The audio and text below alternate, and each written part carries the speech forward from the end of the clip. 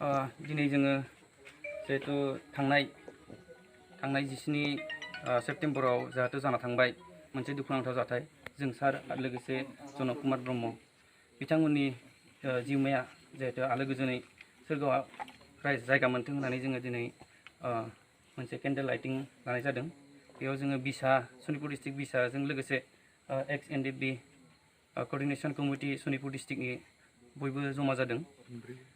मोनब्रै माबानि फेक्सननिफ्राय बे समाव जोङो बेखौनो फोरमायनो सानो जे फैदों जोंनि डिस्ट्रिक्टनि जानानै जोङो बिथांमोनखौ खबर लाहैनोबो हायाखै। जों सानदों बे साननैसोआवनो जों बिथांमोनखौ खबर लानो थांगोन, खनसे नायहैगोन। जिहेतु दिनै जों 17 दिन जाबाय बिथांनि फिसालाया, जों बिथांखौ नायहैनो जोबोद गोसो जादों। आरो बे समाव साख्रि होबाय होननाय खोनादों शिब सारा जों ब्रह्म सार बिथाङा साख्रिनि खोथा बुंदों। जिहेतु साख्रिखौ एसे मोजां साख्रि होयो जों बेखौ खावलायगोन। आरो लोगोसेनो जिहेतु इनकाउन्टार खालामबाय, फेक इनकाउन्टार होननानै बयबो मिथिखाबाय, जानांगौ शिब साराबो मिथिखाबाय। गाबोन मोनसे इनभेस्टिगेसन जागोन होननाय खोनादों जोङो।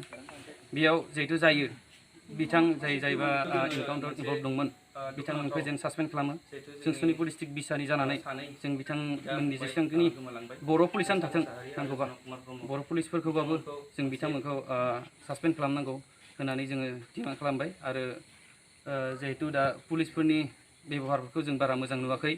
आरो आं बेखौनो खावलायनो सानो एक्स एनडिएफबि नोंथांमोन आरो बर' फिसाफोर नोंथांमोना जिहेतु जानला मोनला जायगायाव पार्टि जानानै एक्सिडेन्ट जानानै दा थाथों, जानला मोनला एक्सिडेन्ट जानानै गोलैनानै पुलिसजों दा हमजाथों। मानो होनबा बिथांमोनाबो एक्सिडेन्ट जानानैनो लामायाव गोलैना थादोंमोनसो होननानै जों मिथिनो मोन्दों। बेयावनो हमना लांनानै बिथांमोनखौ मिन्थिनानै आरो हराव बिथांमोनखौ इनकाउन्टार खालामदों।